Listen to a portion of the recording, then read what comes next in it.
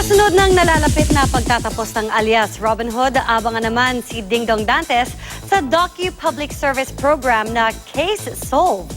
Yan ang chika ni Aubrey Carampel.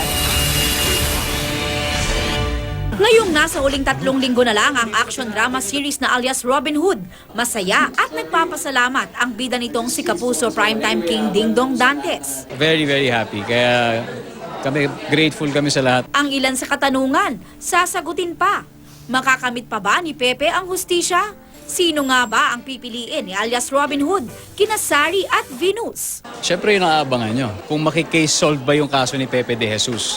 Hindi nga raw nalalayo ang alias Robin Hood sa bagong docudrama na kanyang pangungunahan bilang host, ang Case Solved, kung saan tatalakayin ang ilang pinag-usapang mga krimen at kaso sa bansa na nabigyan ng kalutasan. Yung unang-unang episode namin, tungkol sa isang 9-year-old na ni-rape tapos pinatay.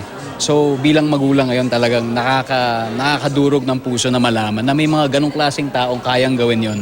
Dahil isa itong public service program, ibig sabihin ba nito ay pinaghahandaan na rin ni Dong ang pagpasok sa politika? Hindi siya case closed. Sa pagtatapos ng alias Robin Hood, mas magkakaroon na raw ng oras si Dong kay Baby Zia. Siya naman daw ang tututok sa pag-aalaga kay Baby Z ngayong magbabalik na si Marian sa primetime. Usapan namin kasi na ayaw naming walang magulang na may iwan kay Zia.